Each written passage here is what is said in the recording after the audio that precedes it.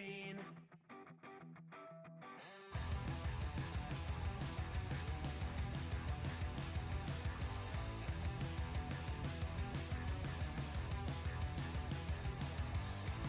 I wasn't always just a single shade, a palette full of gray in reverie. And I can burn it brighter than the sun. I have a golden gun inside of me. Don't box me in, don't, or I'll leave. I'd rather be a dreamer, I'd rather be free, I'd rather be a leader, I'd rather be a queen, I'd rather be a singer in a trashy cover band. I'd rather be a closer, I'd rather be clean, I'd rather be a poser in a magazine, I'd rather be pretty much anything else. And if I fall behind, ignoring all the signs, and if I lose the fight, I still rage against the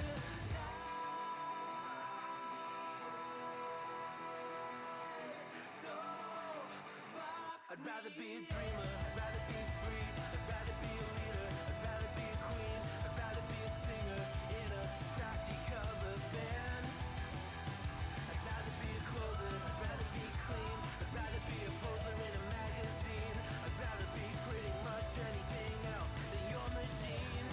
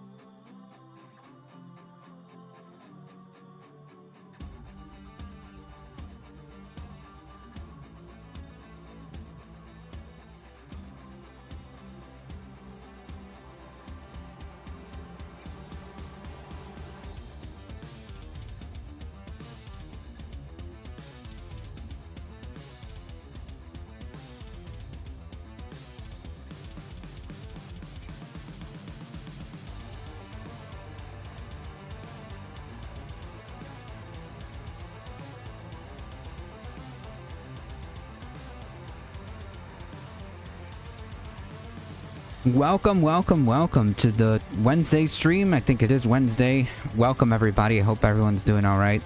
Thank you all for being here. Sorry about the wait there. I was just fighting with my my camera. Thank you all for being here. It's almost the weekend, folks. As far as I'm concerned. Bonzilla Looney Tunes, welcome. Judgment Free Zone. John Lithium, welcome everybody. Manju Misty, welcome. Boku, welcome. Just in time, folks.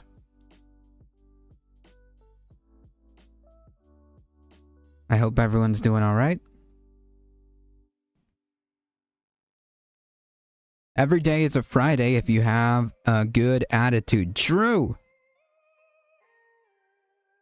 Very true.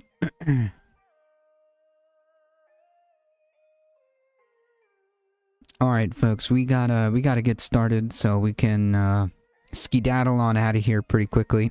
Folks,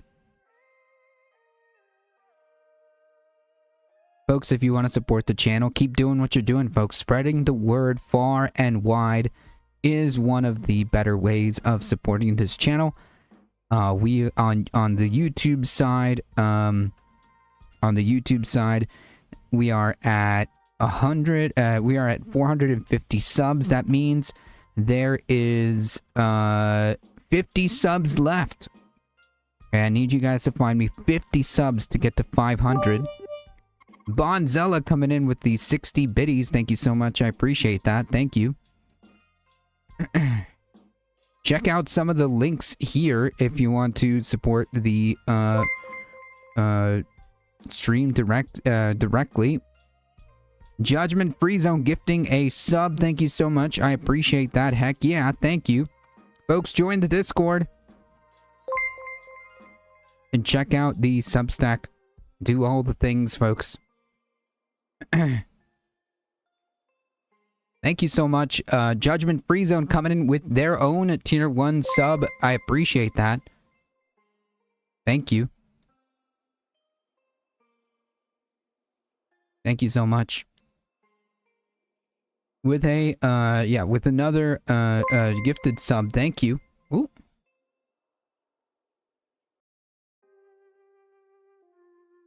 Sassy, welcome.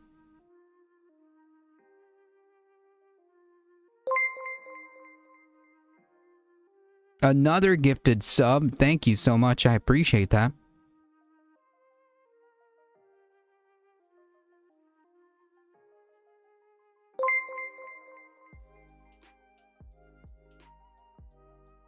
Can you do my face scan for me? That's funny.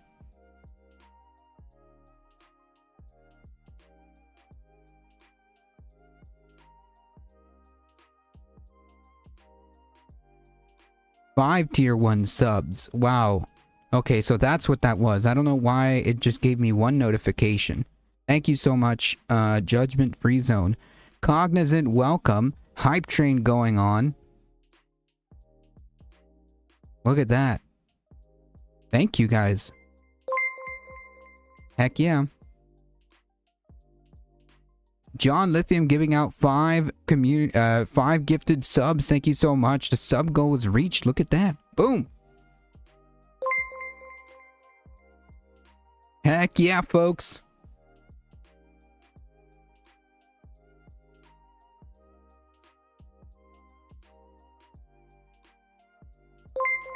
We're gonna do some tunes if that's the case.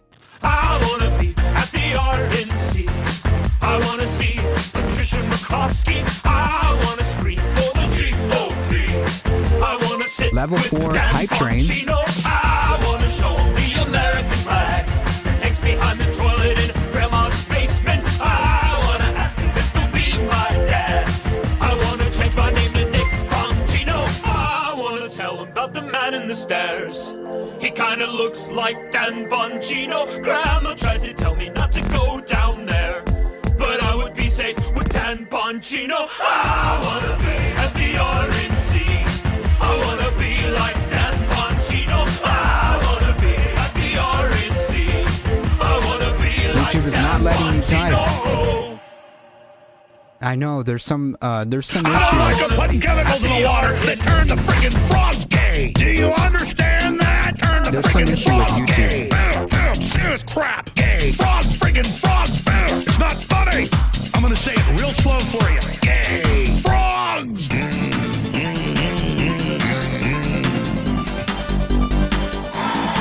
We're just getting the jams. That's what we're doing. Won't you fight for your life? Gay. Frogs, friggin' frogs. I don't like the frogs. Gay. Friggin' frogs. Frogs. Friggin' frog crap. Won't you fight the frogs? It's not funny. I'm gonna say it real slow for you. Frogs. Place point.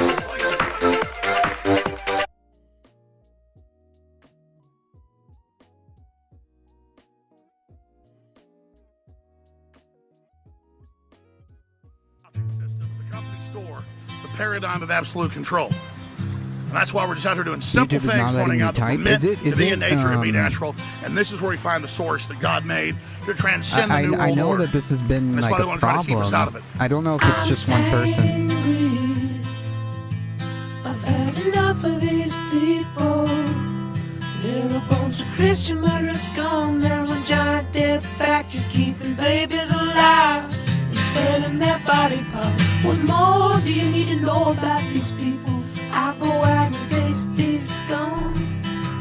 They literally crawl out from under rocks. They have green looking skin and they run around screaming, we love Satan, we wanna eat babies. I have them on video. Hillary's in the creepy, weird, sick stuff, man. She sleeps in the same room with that creepy, weird woman whose mother wears a hood over her head. What the hell? That woman number one is ugly. Imagine how bad she smells, man. I'm told her and Obama just stink. Obama and Hillary both smell like sulfur. They both smell like sulfur. That's my favorite one.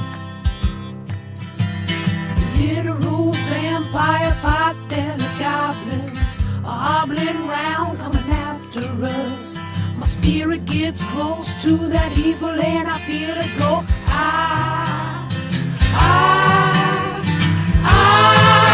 We're such self-centered crap. We don't even notice hell itself rising up against us. Millions of pointed people of the very worst type, and I'm so pissed.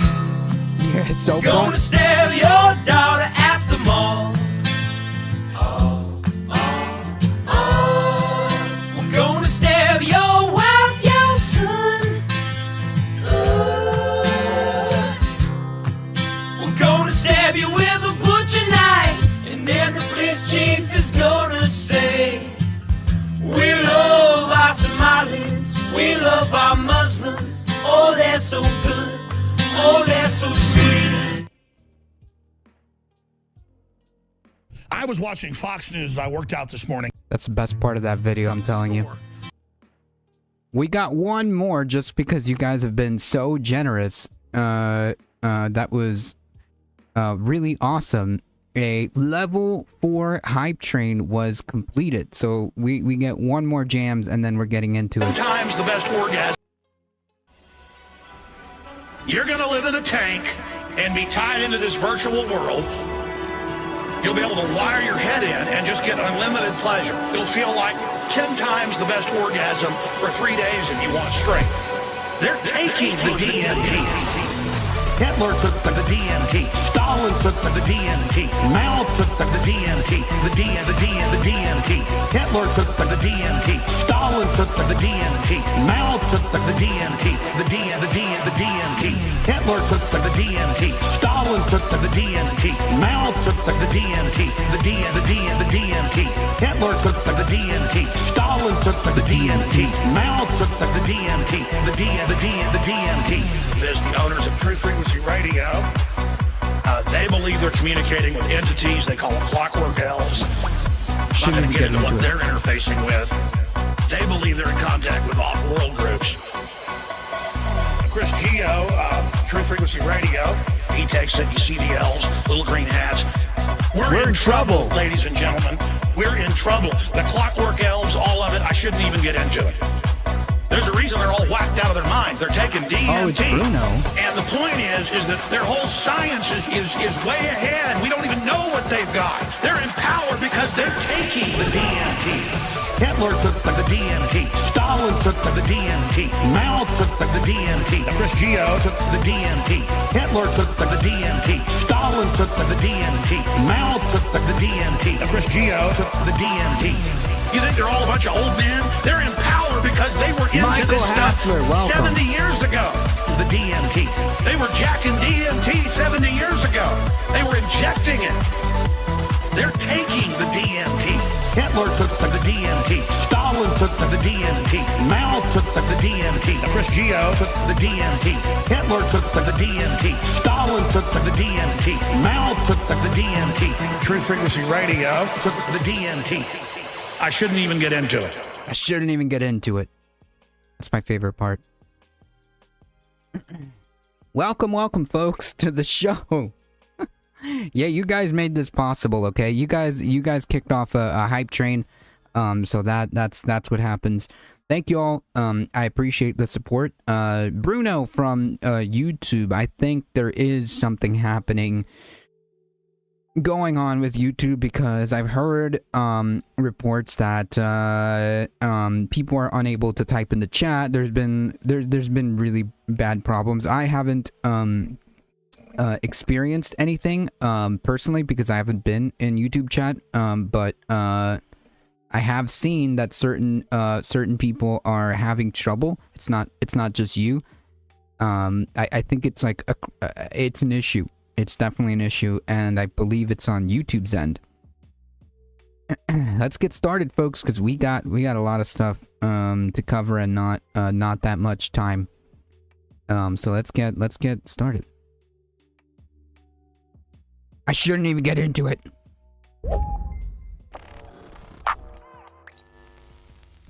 It was Gaza. Kamala Harris lost to Donald Trump in 2024 largely because of her position on Gaza. At least according to this Axios article we're going to talk about, which sheds light on a DNC autopsy about the 2024 election that the party is choosing to keep from the public. Now, the article explains that party officials held closed-door meetings with pro-Palestinian groups as part of their investigation into why they lost, and IMEU in particular told them that their complicity with the Palestinian genocide cost them support with Arab Americans as well as young people and progressives, and party officials confirmed this with them. A spokesperson for IMEU says the DNC shared with us that their own data also found that the policy was, in their words, a net negative in the 2024 election. And Axios verified that the party officials who conducted the autopsy did in fact conclude that the issue harmed the party's standing with some voters. Now, keep in mind that this is just another piece of evidence that points to Gaza being a major factor in Kamala Harris's defeat. A different autopsy on the 2024 election by Roots Action concludes that the Gaza effect was one of 5 main reasons why Harris lost the election, particularly because young voters as well as Arab American voters in key states like Michigan didn't want to come out and vote for her since she refused to break with Biden on his unconditional support for Israel. And to go back to the IMEU data that they presumably presented to the DNC, they found that nearly 30% of 2020 Biden voters in swing states who didn't vote for Harris in 2024 say that their number one issue was Gaza, and more than a third of them said that they would have voted for Harris if she promised to withhold weapons to Israel. So it's not surprising to see the DNC come to the same conclusion, because even without all of the data, it was pretty obvious. And it's an open secret in DC that she did indeed lose because of her position on Israel-Palestine, but they just don't want to admit that. But just to show you what I mean, a comms director for Omar and Ellison in Minnesota says when you talk to Democratic operatives in D.C. privately, every single one of them admits that Gaza is the reason Harris lost. I mean, like, it's one of the big reasons. We all knew this, right? Like, we all know this. It was definitely one of the big reasons. this was not this was not a mystery. Okay, I guess it's nice to see it written down in paper, but yeah, this was not a shocker. What do you think about the Charnock leg? I have no idea what that is. You got to get a nuke. That's the first step. Oh, if you want to protect yourself from the U.S. True. I knew that it was so obvious. Yeah, for sure. Especially because, like, again, with these type of elections, okay, the key is to get out your base, and if your base is anti-genocide and you are supporting genocide, they're not going to show up.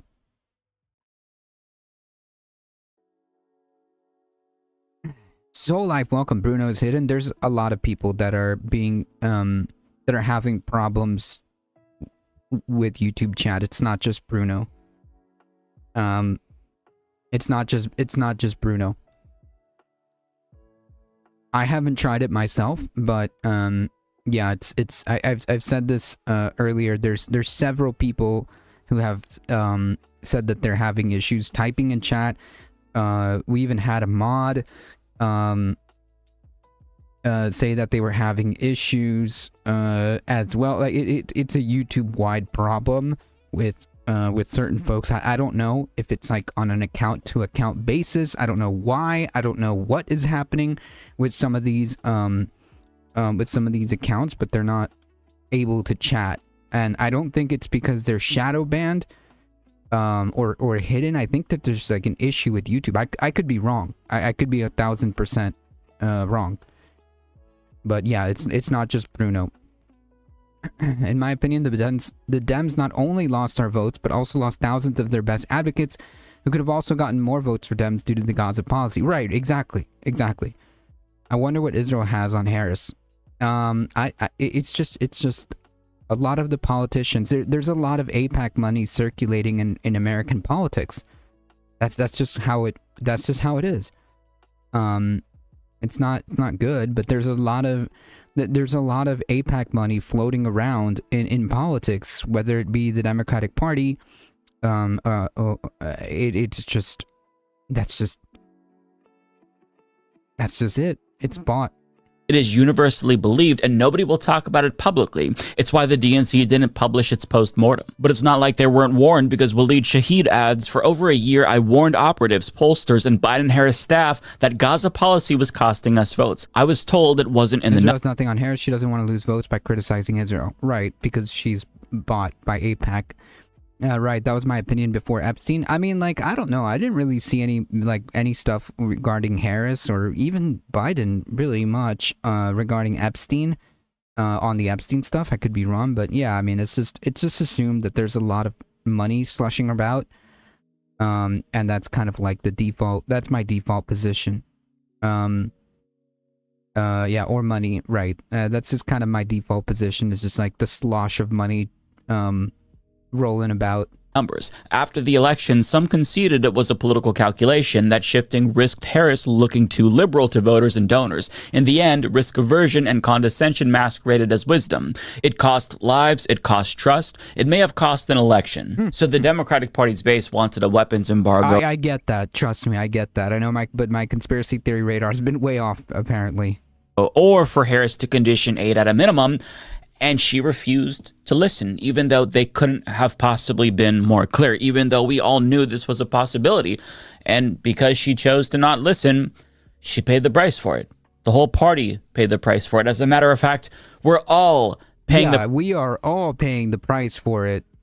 Price for their unwillingness to listen. And this is not controversial to say. In fact, Kamala Harris even admitted such in her book. She called Biden's response to reevaluate. Trust me, I get that. I totally get that. 100%. The genocide, quote, inadequate, and admits that Biden's perceived blank check to Netanyahu hurt her. The problem, however, is that she did nothing to distance herself from that terrible policy. In fact, she tethered herself to that sinking ship and repeatedly insisted that there was no daylight between her and Biden on the issue of Gaza. And here we are now, as a result, in a soft dictatorship with an absolute madman as president. And even though it's unclear if we're going to even have free and fair elections in the future, I do still think that it's important that we look back and learn from 2024 in the event democracy is restored one day. Because if Democrats make the same mistakes again and again and again, they're going to keep losing. And it's not like this is the first time that happened. Back in 1968, Humphrey waited too long to distance himself from Johnson's disastrous support for the Vietnam War, and that led to Nixon's victory. So if Democrats never learn obvious lessons from the past, they're going to keep emboldening right-wing conmen in future elections. Now, the good news is that Democrats are slowly but surely realizing that their unconditional support for Israel is politically untenable. Even Gavin Newsom is suddenly pretending to oppose AIPAC, even though he recently implied that Van Lathan was anti-Semitic for saying that he wouldn't vote for a candidate that took AIPAC money. Now, even though it's good to see them finally get the message, the bad news is that this is obviously a change in PR and not in policy. Furthermore, even if there was a policy change, you can't just pivot and pretend like you didn't just support a genocide. That's a permanent mark against you, and we won't forget that. And there needs to be a reckoning in the party, and their support for genocide has to be confronted head on because, as Ta-Nehisi Coates put it in 2024, we are at a moment right now where people are asking themselves, why can't the Democratic Party defend this assault on democracy? And I would submit to you that if you can't draw the line at genocide, you probably can't draw the line at democracy. And that's a really important point, and I haven't been able to get it out of my head since I heard him make it, because voters will never, ever be able to look at the party the same way again after they supported. I'm speaking. Yep, I remember that. So reactive when she should have been a leader. I agree. Am I still blocked? No, I see your comments. Fucking genocide. And listen, supporting a genocide was bad in and of itself, but Democrats chose to keep supporting a genocide even though they knew it was a political liability when democracy itself was at stake. So the trust has been permanently broken because Democrats essentially chose to sacrifice democracy also they can keep supporting a genocide that's still very much ongoing to this day, contrary to popular belief. In fact, Israel is in the process of annexing the entire West Bank as we speak. So you can't just support a genocide and then move on and pretend like Biden and Harris didn't set the stage for what we're seeing right now. There needs to be real accountability. But instead of making meaningful changes, some Democrats are choosing to just hide their more unpopular positions from the public. For example, war with Iran looks imminent right now, seeing as how Donald Trump is deploying cargo ships and fighter jets to the region. But what's odd is that the Democratic Party, the supposed opposition, mind you, has been conspicuously silent, aside from a few exceptions here and there. But there's a reason for that. As DropSite News reports, a foreign policy aide whom DropSite agreed to not name explained that a substantial number of Senate Democrats believed Iran ultimately needed to be dealt with militarily. But those Democrats, the aide explained, also understood that going to war again in the Middle East would be a political catastrophe. That's precisely why they wanted Trump to be the one to do it. The hope was that Iran would take a blow and so would Trump, a win-win for Democrats. So this is why it feels like Democrats aren't doing enough to stop Donald Trump, because a sizable portion of them support what they're seeing.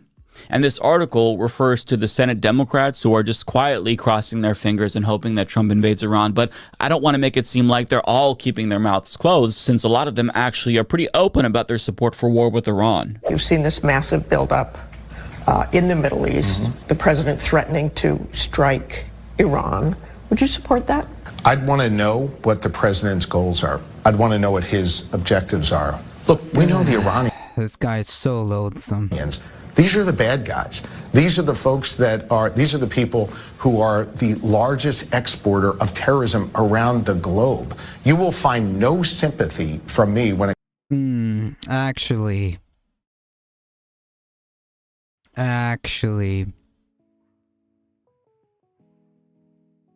comes to the Iranians. I think it's appropriate that the president has all the options on the table. Why? How could you allow Iran to acquire a nuclear bomb?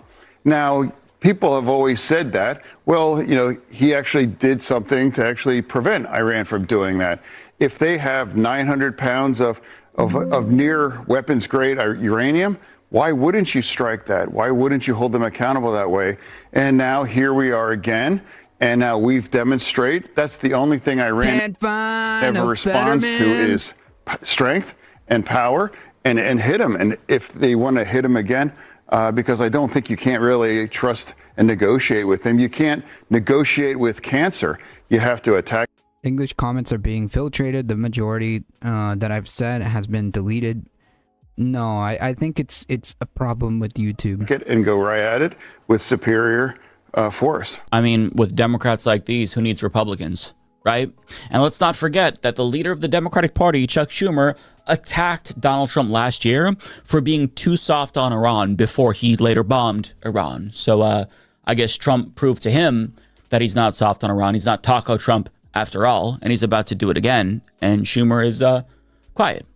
The point is that most Democrats, they support war with Iran, hence why they're remaining silent. And this demonstrates why there's a trust issue with the base, because they're fucking disingenuous. Yep. Rather than changing policy, they're choosing to just hide their more unpopular policies from the base. And this duplicity is why they keep losing elections, because they keep their base in a perpetual state of disappointment, cycle after cycle after cycle. And it's not a coincidence that the same Democrats... Just to add to that, like, nobody's buying that, right? Like, people aren't stupid. Right? Like they genuinely think that we don't understand what's happening, but we do, and people are tired of it, so they're not showing up. And then you can't surprise Pikachu face when you lose the election. Supporting war with Iran were loudly cheering on the genocide in Gaza because Israel desperately wants to goad the United States into a war with Iran, since that's what they want. So the policy supported by the Democrats is a reflection of the money that they're taking from AIPAC, from defense contractors and other interests that oppose what the voters want. But all of this begs the question, if Democrats' silence on Iran is a sign of their tacit approval, is the same true for Venezuela? Is it true for Cuba? I mean, not many Democrats condemned Trump's kidnapping of Maduro. A lot of them, they feigned concern about him not getting congressional approval, but their opposition hinged on the way he attacked Venezuela and not the fact that he did it in the first place, which is bad. Now, with regard to Cuba, Trump is currently strangling them with an oil blockade that's creating a full-blown humanitarian disaster, and most Democrats are responding to that manufactured crisis by saying nothing. See the problem? It's one of the reasons why Democratic Party voters in a New York Times focus group described the party as spineless, complacent, paralyzed, afraid, and incompetent, while others said that they've given up or sold out, which is all true. And it's why it's so important to relitigate the 2024 election, especially with regard to Gaza, because more and more voters are starting to see that it's not just that Democrats are weak, it's that they're fascist collaborators. Yeah, it's the lying, it's the duplicity, it's the collaboration, and people are tired of it. People don't want fascist collaborators. Either be an opposition party or get out of the way. No creo que los síntomas que describí descarten que esto sea un problema de YouTube. I agree. Because we've got another person, we've got another chatter who's having the same problem. Full stop. It goes back to the quote from Ta-Nehisi Coates. If they won't draw the line at genocide, how can we expect them to draw the line anywhere else? The trust has been permanently broken. And even if the party apparatus refuses to address this, the good news is that voters are more aware of the game that they're playing. Case in point, people in the politics subreddit, which is typically pretty pro-Democrat, had some really encouraging takeaways about the Axios report that we're talking about today. One person says, as easy as it is to bag on voters who didn't show up, at some point you have to hold the DNC accountable. If Trump... Yes. At some point, the leadership of the Democratic Party needs to be held accountable. Digo sin poder decir nada en inglés se elimina automáticamente. Yeah, which is wild because you can speak in Spanish and nothing happens. No one at welcome. So I'm confused because again, I just got another report. I just got another report of somebody trying to send a message and it's not happening. So I can't really fix that, unfortunately, folks. In fact, I at the behest of Soul Life made the filters less aggressive. So it's not the filters. I have no idea. Was really the catastrophic threat to our democracy like they ran on, which he is. Sevens, welcome. Why didn't the DNC course correct? Why was their pitch to the American people the status quo, which was not polling well? It screams entitlement and incompetence. We should have much higher expectations of those wanting to be voted in and to lead than our voters. Schrodinger's leftists, so important that a small amount of them can sway an entire election, but so unimportant that their vote shouldn't be campaigned for. Exactly. Another person adds, you can't lecture people about civility and morality and then unquestionably back a genocide. I can imagine a younger, more idealistic version of me voting third party or staying home in 2024. Not saying it was right. Gaza is in worse shape because Harris lost, but I understand the impulse to vomit in one's own mouth at the thought of voting for these hypocrites. But to add insult to injury, the party is refusing to release their post-mortem that confirms what we already know because they think that that's going to be some distraction from the Democratic Party's recent wins. But as many people are starting to realize, they're winning because people dislike Trump, not because they love Democrats. In fact, they still very much dislike Democrats, and that dynamic is bound to flip in the next several elections if Democrats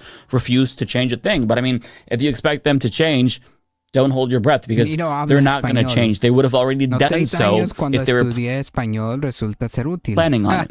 The only way to get a Democratic Party that vociferously opposes fascism is to purge the party of its fascist collaborators. That is what you do. It starts with the primaries. Florida's 23rd congressional district is currently being represented by Jared Moskowitz, a genocide-supporting fascist collaborator who's fighting the movement to abolish ICE. He even voted to censure It's las lenguas románticas son muy bonitas y Al Green It's understandable. It's for standing enough. up to Donald Trump at last year's State of the Union. The good news is that he's being primaried by Oliver Larkin, who wants to abolish ICE and opposes genocide. Now, in the Michigan primary for the U.S. Senate, Abdul El-Sayed is a medical doctor who supports Medicare for all and opposes genocide, whereas his opponents don't share those same views, and they just represent the status quo, albeit to lesser degrees. To How be satisfying, a bilingual chat event. Seriously, and unprompted, too, because apparently there are several folks,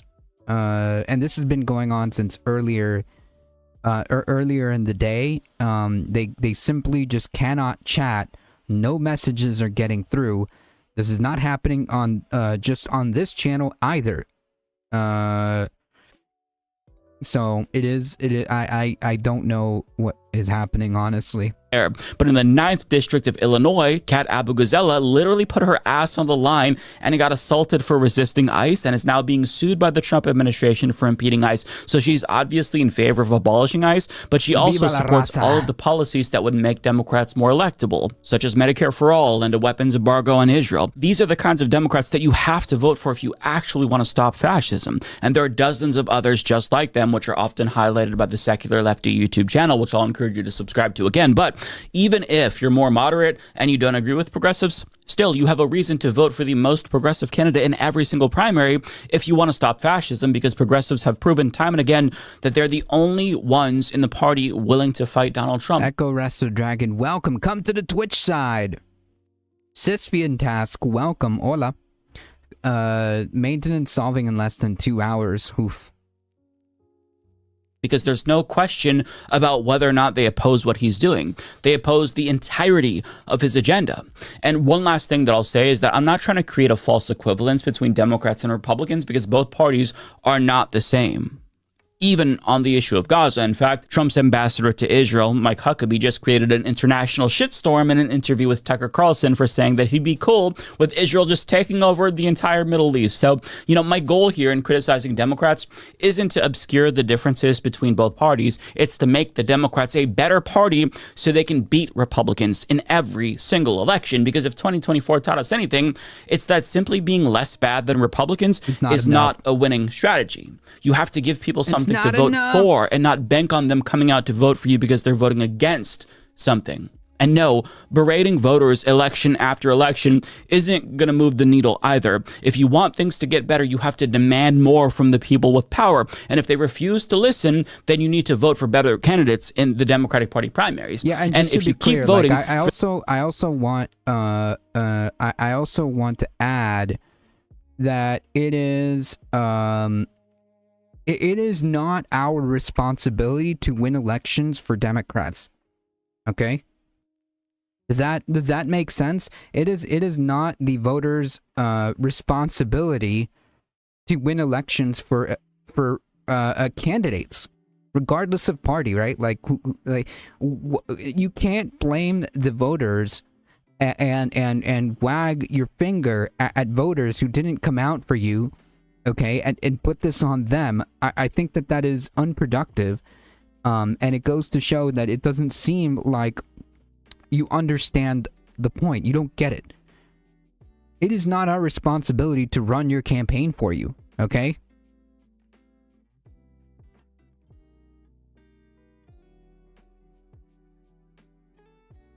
Stop it, Soul Life. I speak Spanish.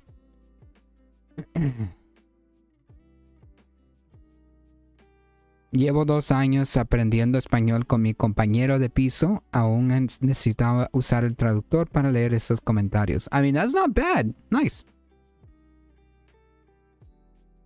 Ist Deutsch relevant? Does that mean is German something?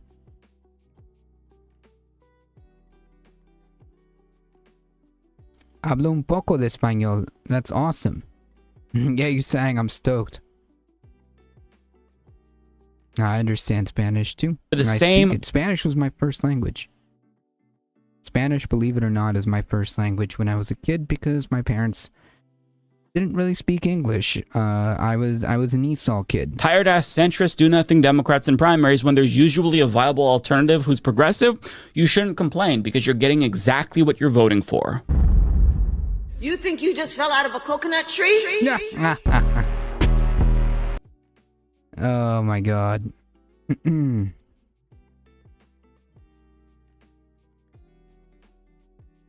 How many languages can chat read? I can understand English, Spanish, Portuguese, and like words of other languages. Like, for example, Manju Misty says I can speak Dutch a little bit. Is what I understood. So yeah, I catch words here and there. All right, folks, we gotta boogie. Let's roll. Judge rules that the Trump administration's policy for third world country deportations is unlawful. Yeah, no kidding.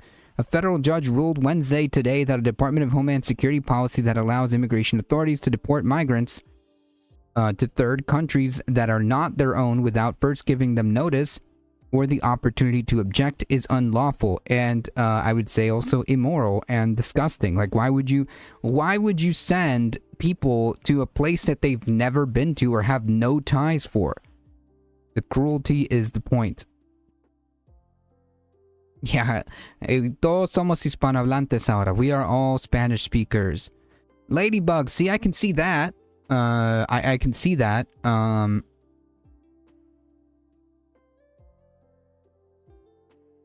I understand English, German, French, Spanish, Hindi, and Tamil. Nice. Y'all got a bunch of languages between all of us. Mandarin, Latin, English, Spanish, French. Look at all these languages. Oh, Spanish, Haitian, Mandarin.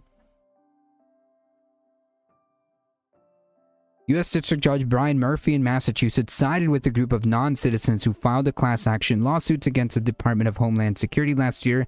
He ruled that the Trump administration's policy regarding third country removals must be set aside. Murphy paused his ruling for 15 days to give the Trump administration time to appeal. Under the policy issued last March and reaffirmed last July, immigration officers did not need to give notice or an opportunity for migrants to contest their removal to third countries, so long as the government had received word from that country that deportees would not be persecuted or tortured. Third countries are those other than the ones designated on an immigrant's order of removal. As part of President Trump's, quote, immigration agenda, you mean ethnic cleansing agenda,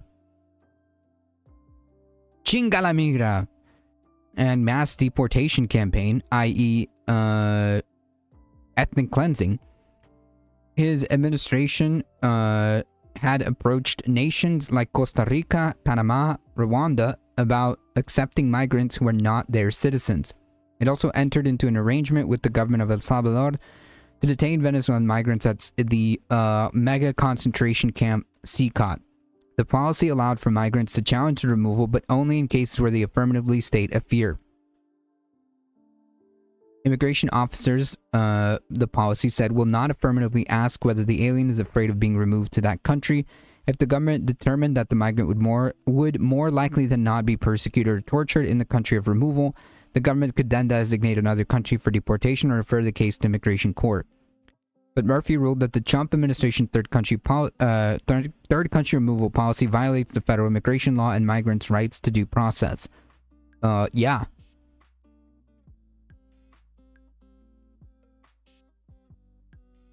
Ein bisschen Deutsch.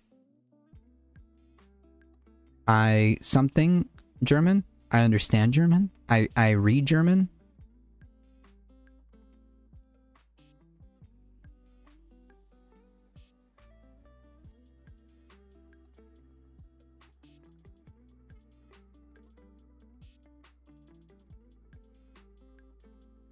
Ah, danke. A little German. Gotcha.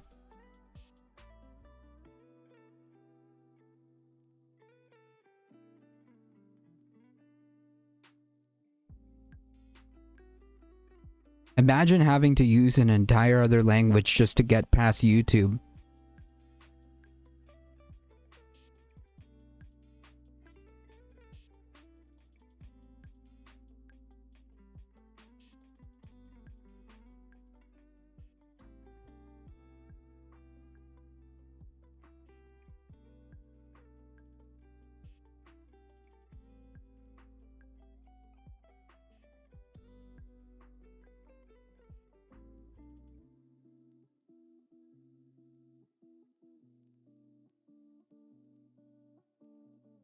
I just got another report that this YouTube problem is happening in other channels too.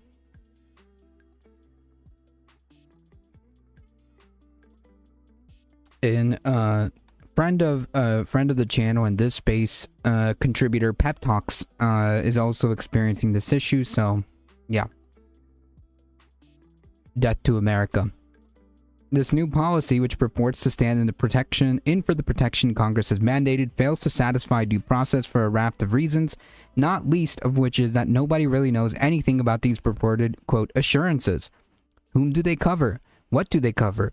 Why has the government deemed them credible? How can anyone even know for certain that they exist? Murphy wrote, these are basic questions that the Constitution permits a person to ask before the government takes away their last and only lifeline. The judge appointed by President Biden said that under the Department of Homeland Security's policy, migrants can be arrested and dropped off in parts unknown as long as the government does not know they would face violence upon their arrival in the third country. It is not fine, nor is it legal, Murphy wrote. Citing federal immigration law and protections from persecution or torture, he continued, these are our laws, and it is with profound gratitude for the unbelievable luck of being born in the United States of America that this court affirms these and our nation's bedrock principle that no person in this country may be deprived of life, liberty, or property without due process of law. Fundamentally, yeah. If my English is already bad, imagine my Spanish.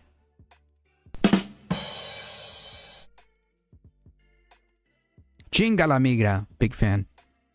The judge accused the Trump administration of giving him false information about the removal of one of the plaintiffs, a Guatemalan national identified as OCG, and said that the Trump administration repeatedly violated or attempted to violate this court's order during the early stages of the legal proceedings. Murphy said OCG, who has no known criminal history, was granted a legal status that prevented him from being deported to his home country of Guatemala. In response to its being granted that protection, defendants threw him on a bus to Mexico, where he had just been raped and where he was quickly sent back to Guatemala, the place an immigration judge has found he would likely be persecuted. And then defendants lied about it, the defendants being the government.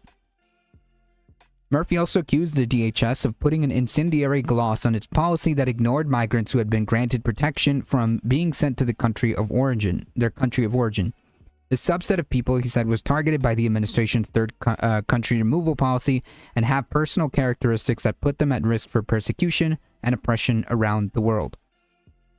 The case before Murphy arose last March when 4 non-citizens filed a class action lawsuit challenging the Trump administration's policy. The dispute wound through the courts after Murphy issued a preliminary injunction in April. The injunction required federal immigration authorities to provide class members with written notice of the third country they may be deported to and a meaningful opportunity to raise fears of torture, persecution, or death in that country. The judge also found that the Trump administration violated several of his orders, starting last March, when the Defense Department deported at least 6 migrants to El Salvador and Mexico without providing them the required process. So, yeah, I mean, like, this is blatant violation of the judge's order, and, like, nobody's going to jail. Nobody's going to jail so far, as of right now. The judge also found that the Trump administration violated several of his orders starting last March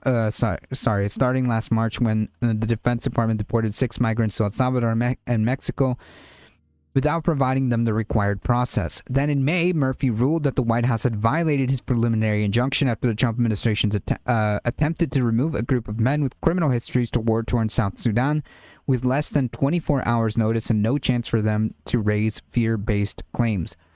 The men, who were from Cuba, Laos, Mexico, Myanmar, South Sudan, and Vietnam, were then held at a U.S. naval base in the small African country of Djibouti.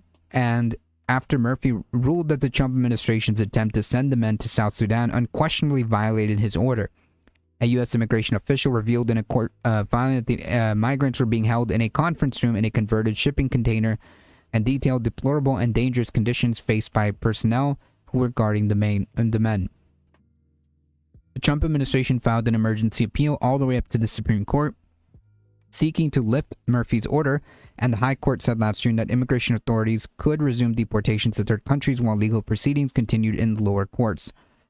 Several days later, the Supreme Court cleared the way for Trump to deport the migrants held at the naval base in Djibouti to South Sudan.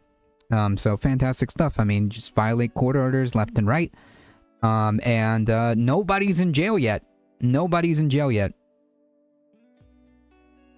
That's fundamentally, like, besides highlighting, like, the cruelty of this administration and the obvious the obvious, like, attempt at ethnic cleansing and establishing this white ethno-state project, it's also about the blatant and continuous ignoring of judges' orders. The judiciary, essentially, by all accounts, is kind of useless, right? Because even though we've got some rulings that are, based on law and favorable, in some cases, it just fundamentally doesn't matter because they're just ignoring it. So fundamentally, if you can just ignore court orders and judges' orders, then, like, the judiciary is just there as a it's just there as, like, a token, right? Essentially, that's what it is. It's just there as a token. It just doesn't. It's fake. It doesn't exist. Yeah, extremadamente ilegal. And it's just there for show, is what I'm trying to say.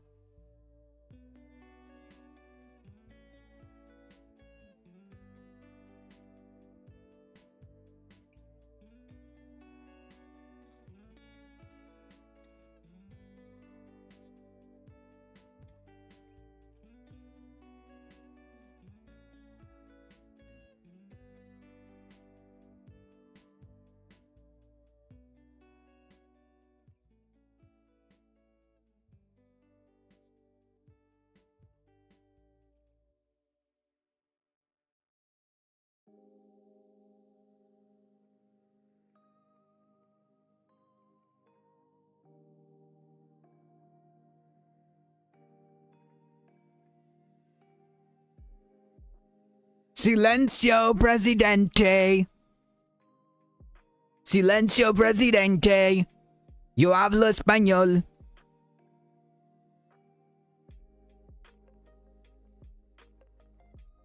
Did this work? Yep, I see it. Do you have to like put emojis or something in front of you, in front of the messages? Viva la revolución.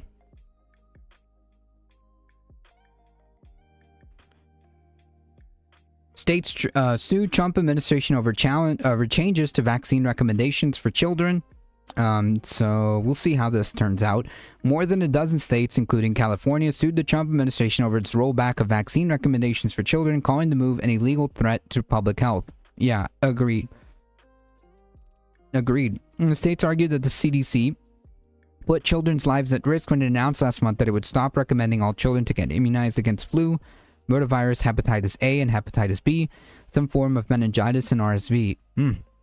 Under the new guidance, which was met with criticism from medical experts, because obviously, even if you're not like a medical expert, this just seems unwise for such obvious and preventable diseases, right? Like you could just vaccinate people and prevent these diseases.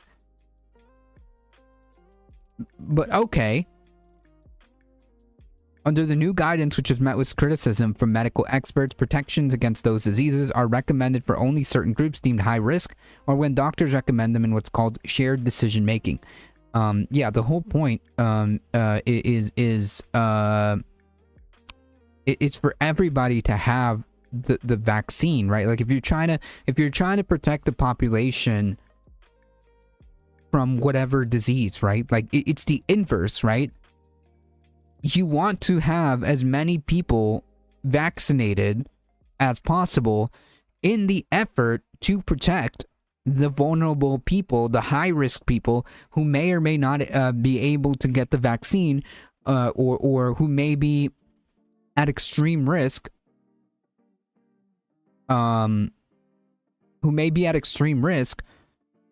even with the vaccine, right? They may be highly immunocompromised, whatever. So it's actually the opposite. You want the broader population to be as vaccinated as possible because you need to protect the high-risk groups.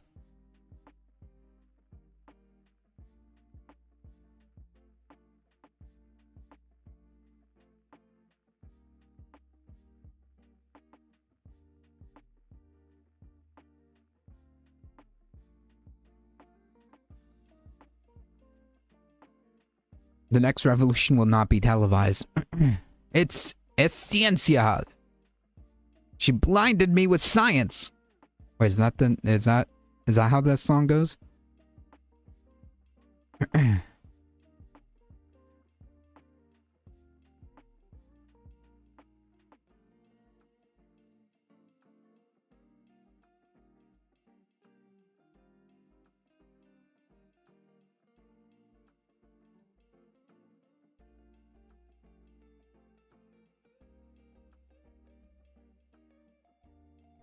The new vaccine recommendations ignore long-standing medical guidance and will make states have to spend more to protect against outbreaks, the states including Arizona and California said. The health and safety of children across the country is not a political issue, said Attorney General Chris Mays, a Democrat, said at a Tuesday news conference. It's not a culture war talking point.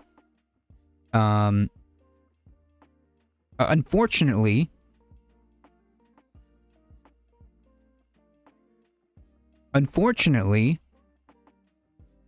it kind of is political, right? Like, you know, I don't want to like dive into the weeds here, but it is politics, right? Like you're making decisions, right? The politicians are making decisions, therefore it is politics, right? Like these decisions that are affecting people are politics.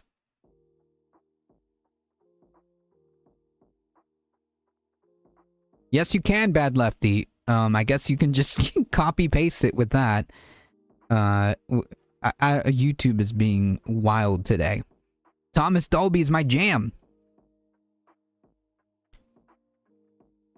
Yeah, you mean RFK Jr. Stuff happening recently is pulling back on vaccines, or JF Jr.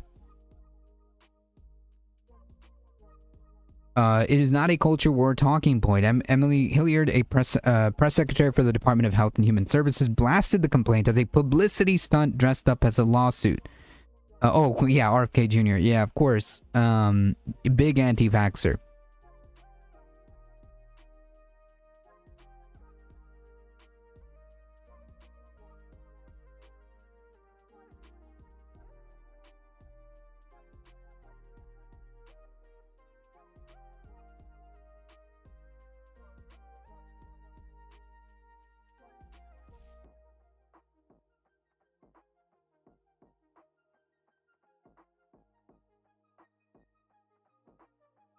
One second, folks.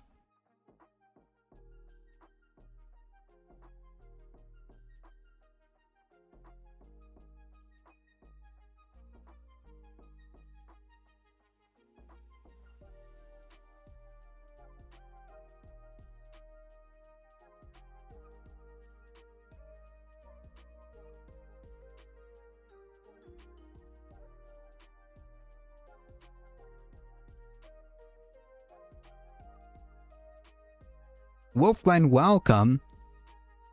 Wait, so you're telling me the amount of disease and death is overwhelmingly reduced by taking a vaccine? That's almost as if everyone gets it. It works. Huh. Fascinating. So why does it feel like when folks demand to drink and drive or wear a seatbelt? Yep.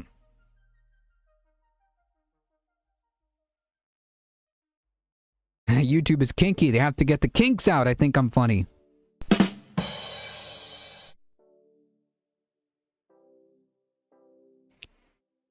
The lawsuit escalates an ongoing battle between Democratic-led states and the Trump administration over the federal government's changes to public health policy under the health secretary and known anti-vaxxer,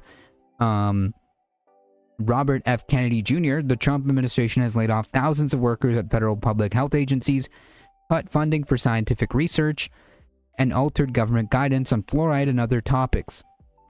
Kennedy last year ousted every member of a vaccine advisory committee and replaced them with his own picks, which Tuesday's complaint alleges was, quote, unlawful. The lawsuit comes months after the Democratic governors of California, Washington State, and Oregon launched an alliance to establish their own vaccine recommendations. The governors said that the Trump administration was risking people's health by politicizing the CDC. It is political. Like, I'm sorry. Like, obviously, what the CDC does.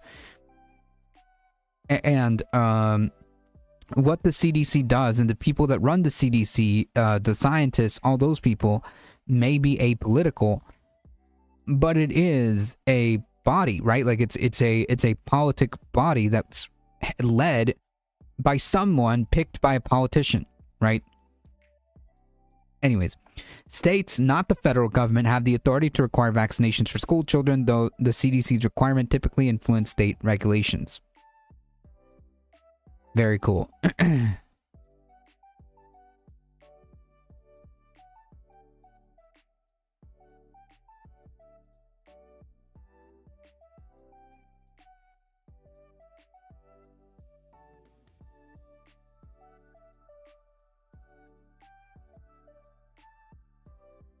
Man, fun stuff happening at the US of A, huh? Great stuff.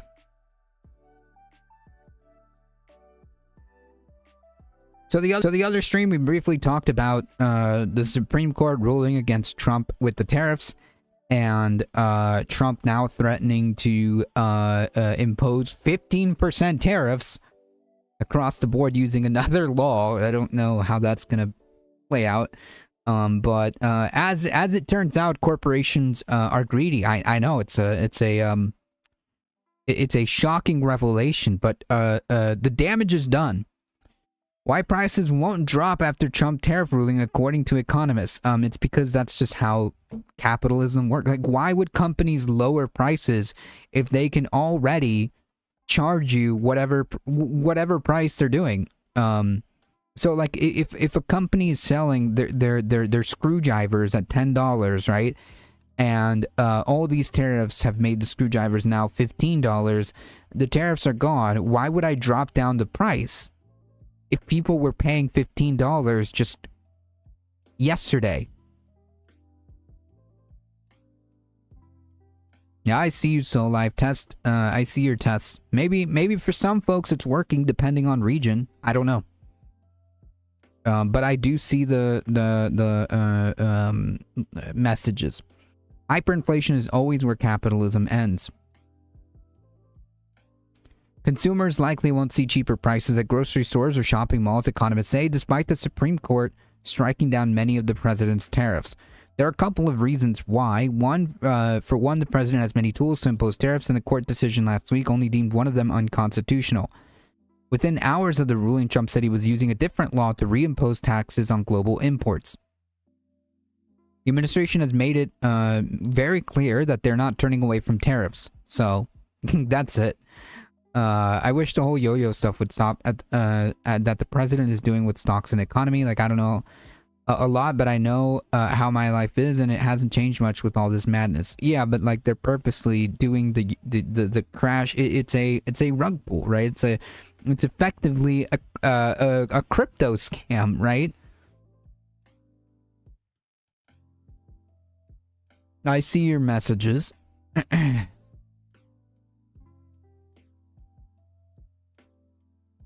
The second reason is a little more complex, known as price stickiness. It's not really complex. Here's what to know about why shoppers won't see any price reductions anytime soon. The legal tool to implement it, that might change if the policy hasn't changed, said U.S. Trade Representative Jameson Greer told ABC over the weekend. The Supreme Court struck down Trump's authority to impose tariffs under the Emergency Economic Powers Act, which no president has used to implement tariffs before, but it's worth noting that the tariffs only accounted for about half of the import taxes the government had been collecting. Now that imposing tariffs under the law has been outlawed, the administration has quickly moved ahead with alternatives, even though they don't offer the sweeping power that Trump claimed to have under the IEEPA. By Saturday, Trump said he was using Section 122 of the Trade Act of 1974 to implement worldwide tariffs of 15% after initially saying he would impose them at 10%. He claimed on social media, which is how we do politics now, that his tariff level is fully allowed and legally tested. For a consumer, it doesn't really matter what authority that the president calls upon to impose the tariffs, said Carola Binder, an economics professor at the University of Texas at Austin School of Civic Leadership. Some particular tariffs might go down, and so that would mean the price of the particular goods go down, but overall level would remain pretty high.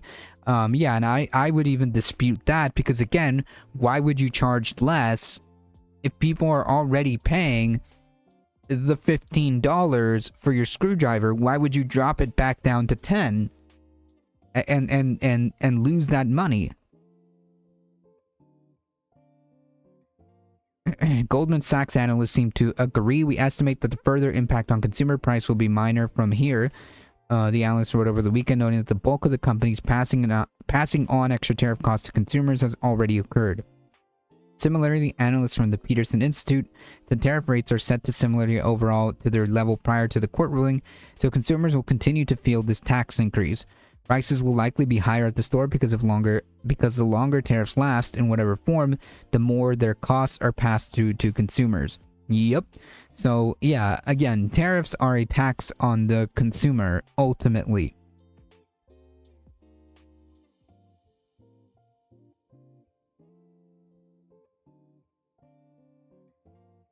Tariffs are ultimately a tax on you. Right, because companies are not going to just take that on the chin. Up until a certain point. Some might, if they're big enough. I used to work in an office where when I got there, the paperwork didn't reflect the reality. Of course, I helped to correct, and all were on board. It was laziness, but I can recognize when people say stuff, put it on PBT, but it's not the facts. I set the price at my job. We had to lower our markup percentage. The only reason fast food places are offering $4, $6, $8 meals or some combo of these numbers is because people could no longer afford to eat there and they were losing money. Yep.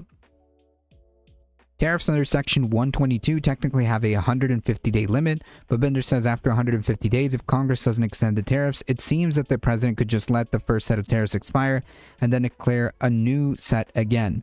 Lawsuits over this are likely, and this could end up at the Supreme Court again. Yeah, don't go out to eat.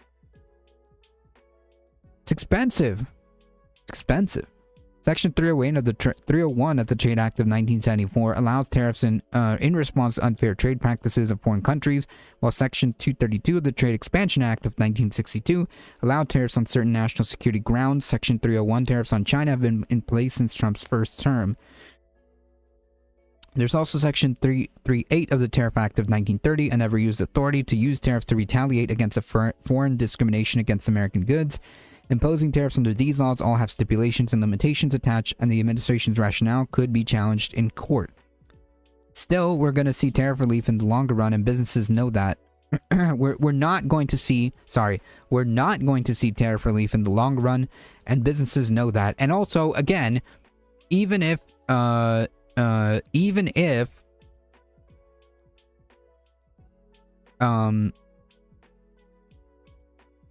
the tariffs just went all away, companies are not going to be incentivized to lower prices to prior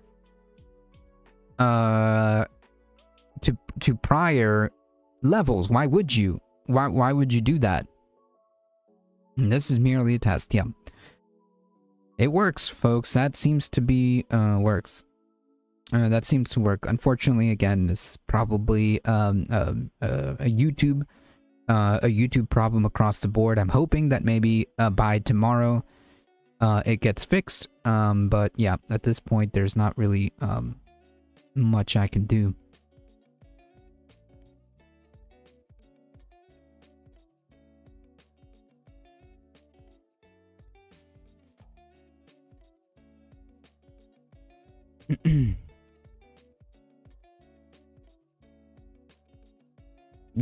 The Spanish Trump, man.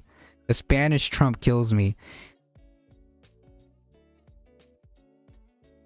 Yeah, despierto, a difficult truth. Le encanta decir malas cosas sobre tu presidente favorito, yo. Al igual que hicimos con PBS, vamos a cancelar la prensa. La prensa mentirosa. Gracias por su atención a este asunto. How does that even work? Spanish Trump. True, just one more reason to hate the Google monopolies. The only way prices go down is if people stop buying en masse. True! True. Another reason customers are unlikely to see the substantial price changes at the store is that in general, prices take time to adjust. It's a concept of sticky prices. It happens when price changes more slowly than the underlying fundamental factors that go into pricing. A common example involves restaurants. If the price of one ingredient goes up, the restaurant might want to wait a bit before printing new menus that show a higher price for the dish just in case the cost of ingredients changes again. Prices can be sticky in either the high or low direction, but in this case, tariffs have led to higher prices for consumers, and they could stay that way.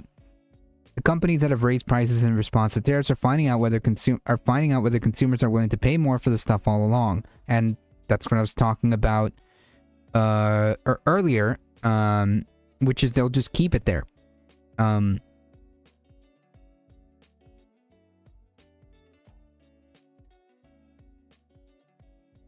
The tariffs have essentially been a broad set of experiments which will reveal to suppliers if their previous prices were profit maximizing or too low.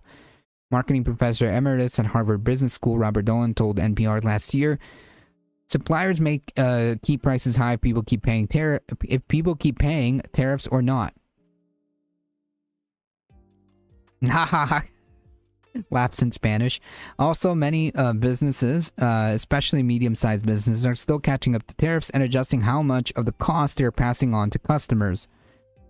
Lovely says, some have stockpiled inventory ahead of tariffs. They haven't been able to pass it through completely yet, waiting to see what would happen. She said, so they're going to be highly reluctant to roll back when they're still in the process of catching up. Yeah, so folks expect prices to stay the same regardless, because of the aforementioned reasons.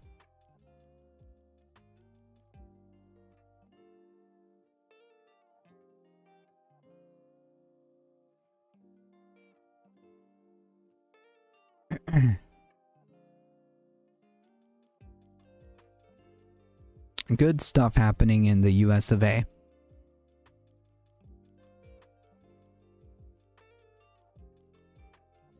Alright folks, it's time for me to get out of here. Thank you all for being here. I appreciate it, folks.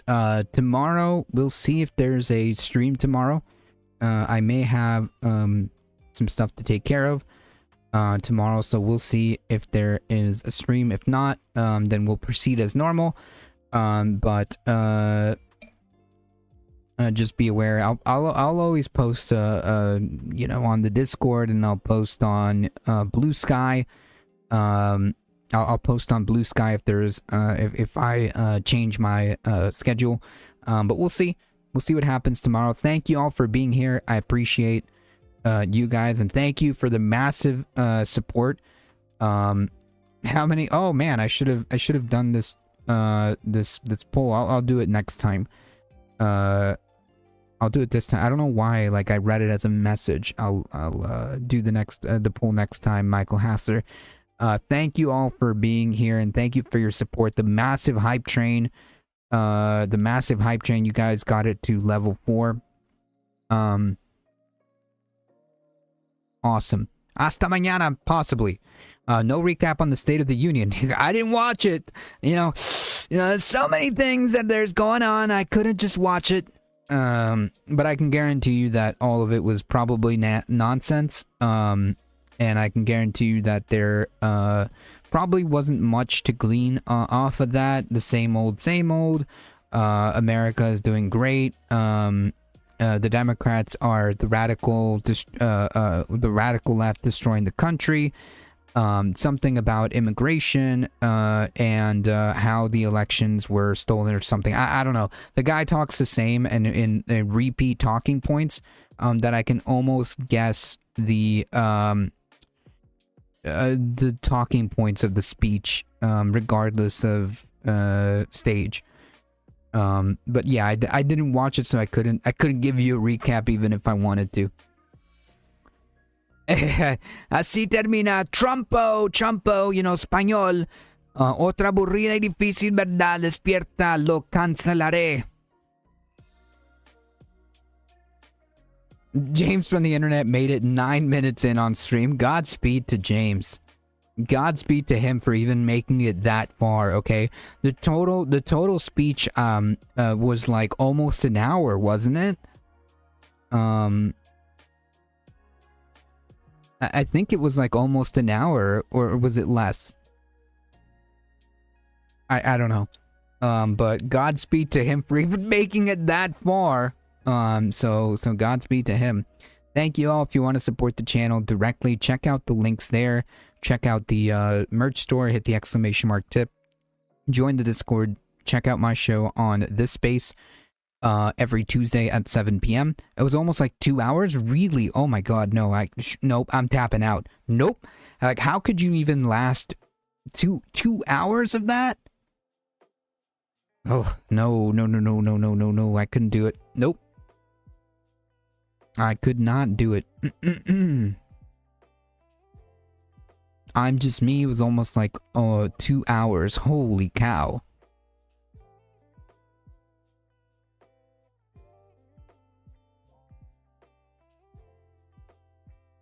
We're leaving the Polymarket Studios for today. Yeah, hopefully the YouTube situation gets resolved by tomorrow, but we'll see.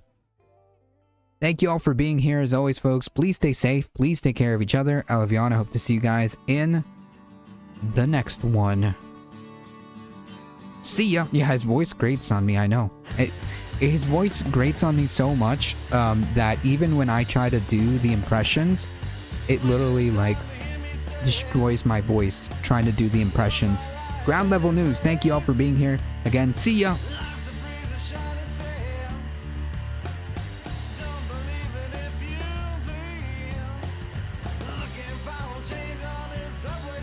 Hang tight, folks.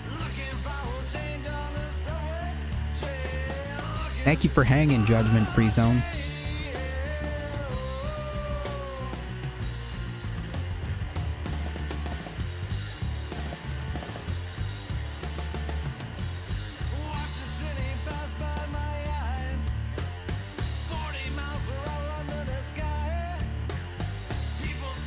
Oh, I got you, folks. If you want to see like a recap of what happened.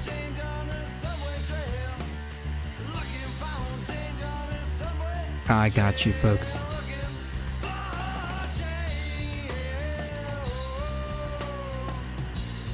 All right, hang tight. We're heading out in 5, 4, 3, 2, 1. Bye bye.